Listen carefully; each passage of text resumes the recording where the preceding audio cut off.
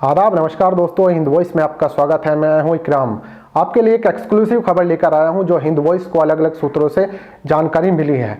देखिए, नरेंद्र मोदी सरकार ने अभी इतवार के दिन मुसलमानों के बुद्धिजीवी के साथ में एक गुप्त बैठक की, जिसमें उन्होंने जिक्र किया कि जो ये हालात पैदा हुए हैं इसको कंट्रोल कैसे किया जाए। कौन से हालात, उस पर पहले मैं आपको बता देता हूं।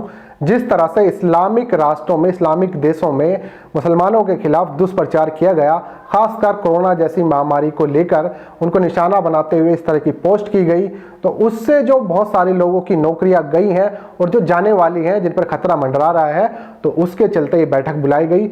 और इसमें नरेंद्र मोदी ने जो उनके बहुत ज़्यादा विश्वास पात्र हैं उनके ज़रिए मीटिंग कराई गई, क्योंकि उन्होंने इसमें किसी भी ऐसे मुस्लिम फेस को जो उनकी पार्टी का है या उनकी तरफ से प्रवक्ता है उसको इस मीटिंग में जगह नहीं दी। जैसे मिसाल के तौर पर मैं आपको बता देता हूँ, मुख्तार अब्बास नकवी एक मुस्लिम चेहरा है भारतीय जनता पार्टी के पास में, और जो अल्पसंख्यक आयोग का कार्य भी संभालते हैं, लेकिन उनको इसमें मीटिंग में कोई जगह नहीं दी। शाहनवाज हुसैन टिकट पे चुनाव भी लड़ चुके हैं, लेकिन उसको इस मीटिंग में कोई जगह नहीं दी। और भी बहुत सारे प्रवक्ता हैं, जैसे यासिर जिलानी है, जैसे शूबी खान है जो एडवोकेट हैं, ये सब पक्ष रखते हैं भारतीय जनता पार्टी का, लेकिन इस मीटिंग में दूर दूर तक इनका कोई वास्ता नहीं था।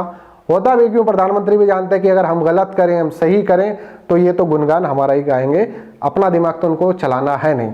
खैर, उन लोगों को इसमें जगह नहीं दी गई, लेकिन जिन लोगों को इसमें बुलाया गया और जिनके जरिए मीटिंग कराई गई, उसमें भारतीय जनता पार्टी और आरएस के कुछ ऐसे सर्वमान्य लोग थे जो दोनों जगह अपनी पकड़ बनाए रखते हैं और जो विशेषज्ञ भी हैं, खासकर विदेशी नीतियों के, जिनमें सबसे पहले अगर मैं जिक्र करूं, राम माधव, जो भारतीय जनता पार्टी के महासचिव भी हैं और अपनी विदेश नीति के कारण जाने जाते हैं, और एक इस तरह की डील कराने में माहिर है कि वो महबूबा मुफ्ती जैसे लोगों से भारतीय जनता पार्टी की डील कराकर वहां सरकार बना सकते हैं कश्मीर में।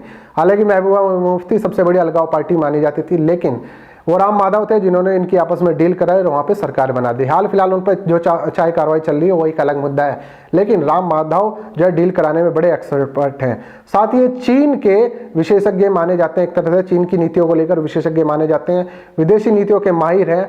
और जब नरेंद्र मोदी पहली बार प्रधानमंत्री 2014 में बने, तो इंटरनेशनल लेवल पर जो प्रधानमंत्री की छवि थी 2002 के दंगों के कारण, उसको सुधारने में राम माधव का बहुत बड़ा योगदान रहा है।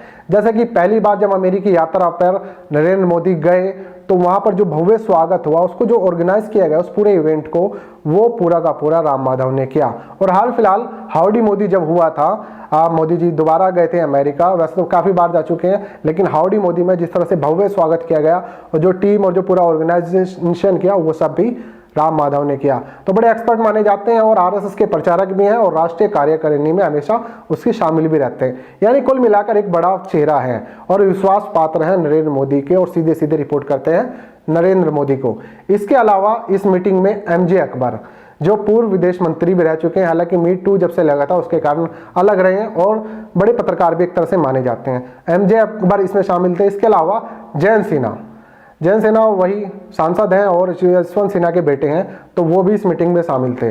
लेकिन मुसलमानों की तरफ से कौन कौन लोग शामिल थे, कौन कौन से बुद्धिजीवी शामिल किए गए हैं, उनको भी मैं आपको बताता हूं, क्योंकि ये कोई ऐसे नहीं थे कि किसी मौलाना को बुला दिया या क्या किसी जमीयत से जुड़े लोगों को बुला दिया, नहीं, इंटेलेक्चुअल और जो वरिष्ठ लोग थे, जाने माने बुद्धिजीवी थे, उनको यहाँ पर बुलाया गया। तो जितने भी ये मुस्लिम बुद्धिजीवी बुलाए गए, इनको सिर्फ बुलाने का एक मतलब यह था, नाम मैं अभी आपको बताऊंगा, लेकिन बुलाने के कारण मैं आपको बता देता हूँ। वैसे तो ये दुष्प्रचार के कारण जो हो रहा है, उन सब का हालातों को कंट्रोल करने के लिए, उसको सुधार लाने के लिए इन सबको बुलाया गया, क्योंकि सरकार भी ये मान के चल रही कि हाँ, वाकई कुछ ना कुछ ऐसे हालात हुए हैं और जिससे हालात और ज्यादा ना बिगड़े, तो उससे पहले इन चीजों को कंट्रोल कर लिया जाए। तो इन मुस्लिम बुद्धिजीवियों को बुलाने का सिर्फ एक कारण था कि इनका मन टटोल लिया जाए कि मुसलमान फिलहाल सोच क्या रहा है। तो जब इनसे पूछा गया कि भाई इन सब हालात को सुधारने का कुछ तरीका बताए, तो सबने एक सुर में कहा कि देखिए, जो आपके लोग, खासकर हिंदू समुदाय के कुछ लोग मुसलमानों के खिलाफ दुष्प्रचार कर रहे हैं, सबसे पहले तो आपको उन्हें रोकना होगा।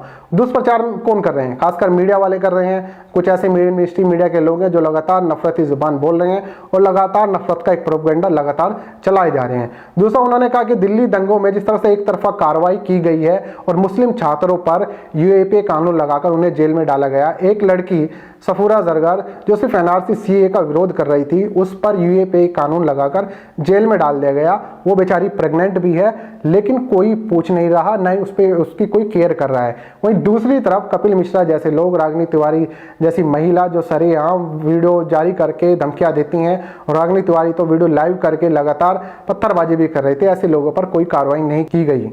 तो इस बात को इन सारे बुद्धिजीवियों ने एक सुर में बोला कि आप लोगों की तरफ से अगर पहल होगी, हिंदू समुदाय के लोग कुछ शुरुआत करेंगे तो इन हालातों पर कंट्रोल किया जा सकता है। हालांकि इसमें कुछ जो बुद्धिजीवी थे वो कुछ खामोश भी रहे, कुछ उन्होंने ज़्यादा कुछ कहा नहीं। अब मैं आपको बता देता हूँ कि कौन कौन लोग इसमें शामिल थे।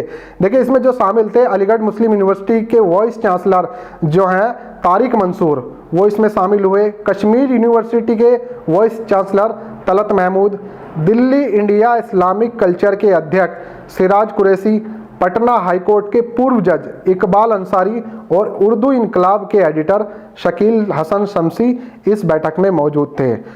तो इसमें सारे बुद्धिजीवी और अलग अलग यूनिवर्सिटी के वाइस चांसलर थे, और दिल्ली के पूर्व एलजी नजीब जंग भी इस मीटिंग में शामिल थे। और इस मीटिंग के पीछे एक खास बात और ये थी कि अंतर्राष्ट्रीय स्तर पर दिल्ली दंगों की जब खबर गई, उसमें ये दिखाया गया कि मुसलमानों पर एक तरफा कार्रवाई हो रही है। और जो वहाँ से आवाज़ उठी, जिसमें थे तुर्की के राष्ट्रपति एर्दोगान, ओआईसी यानी ऑर्गेनाइजेशन इस्लामिक कॉरपोरेशन से जो आवाज़ें उठी हैं, साथ ही ईरान के जो सबसे बड़े धार्मिक नेता है हयातुल्लाह खामेनी, इन लोगों ने जब ये इसका विरोध किया, और तो उसके चलते ये सारी बैठकें होनी शुरू हो गई हैं। तो इस बैठक में सीधा सीधा एक बात तो निकल के आ रही है दोस्तों कि कहीं तो कुछ ना कुछ हुआ है कि मोदी सरकार अब जो है सोचने पर मजबूर हो गई है, और अपनी सबसे विश्वास पात्र टीम जो है उसको इस पे लगा दिया है। क्योंकि अभी आप लोगों ने देखा होगा कि खाड़ी देशों में जो इस तरह की पोस्ट करने वाले लोग थे, जिसपे यूए की प्रिंसेस जो थी अल हिंद कासमी, उन्होंने बड़ा एतराज़ जताया था, और तमाम कंपनी के अधिकारियों ने, उन्होंने कहा था कि ये लोग सालों से यहाँ काम कर रहे हैं, लेकिन नफरत इनके अंदर अभी कहाँ से पैदा हो गई है। मैं आपको एक चीज़ और बता देता हूँ कि इन खाड़ी देशों में टोटल 85 लाख से भी ज़्यादा भारतीय काम करते हैं, यानी 85 लाख से भी, और बहुत सारे ऐसे लोग हैं जो जाते रहते आते रहते हैं। कुल मिला के करोड़ के आसपास की एक तरह से संख्या है। और जो विदेशी मुद्रा का भंडार है, अगर उसका मैं यहाँ परसेंटेज निकालूं, जो 2019 में था, जैसे हमारा टोटल विदेशी मुद्रा जो भंडार था 422 बिलियन अमेरिकी डॉलर था 2019 में, उसका जो 20% आता है सिर्फ और सिर्फ खाड़ी देश से आता है। यानी कि मामला जो है छोटा नहीं है, बहुत बड़ी बात है। इन लोगों का 20% योगदान है विदेशी मुद्रा भंडार में। अब जब इन्होंने कहा कि इन सारे बुद्धिजीवी से पूछा गया, कुछ जिनमें खामोश है, एक सुर में ये बोल के उठ गए कि देखिए आपकी जो कार्रवाई है उसमें उससे मुसलमानों में अच्छा संदेश नहीं किया गया। और उनका ये कहना है कि बार बार हमसे ये सरकार आने के बाद मुसलमानों की वफादारी का सबूत मांगा जा रहा है देश के प्रति, ये किसी तरह से भी ठीक नहीं है। बार बार मुसलमानों की वफादारी पर सवाल खड़ा किया जा रहा है। कभी एनआरसी सीए ले आते हैं, जिसका अगर विरोध भी करते हैं तो एक तरफा कार्रवाई होती है, उसके चलते मुस्लिम समाज में बहुत ज़्यादा नाराज़गी है। खैर, राम माधव जी ने पूछा कि कोई हल बताइए। फिलहाल उन्होंने एक सुर में कह दिया कि शुरुआत हिंदू समुदाय को करनी होगी, क्योंकि मुसलमान जो है वो सिर्फ सरकार के खिलाफ था, किसी समुदाय के खिलाफ नहीं था। लेकिन उसको इस तरह से बना दिया गया, इस पूरे हालात को, जो ये अभी पूरा कंक्लूजन निकल के आया कि वो सब जो है देश के खिलाफ है और हिंदुओं के खिलाफ है, लेकिन उसमें कहीं ऐसी कोई बात नहीं थी। वो सरकार की कुछ नीतियों का विरोध कर रहे थे। और जैसा कि हम सभी जानते हैं कि सरकार के कुछ फैसलों का ही विरोध हुआ था, उसमें सिर्फ मुसलमान नहीं थे, बहुत सारे और लोग भी थे जो मुसलमानों के साथ शामिल थे। लेकिन उस तरह से एक नैरेटिव सेट कर दिया गया पूरे के पूरे दुनिया भर में कि जो मुसलमान हैं वो देश विरोधी नारे लगा रहे हैं, देश विरोधी काम कर रहे हैं, और जिसका नतीजा अब जाकर ये पूरी तरह सामने आया है।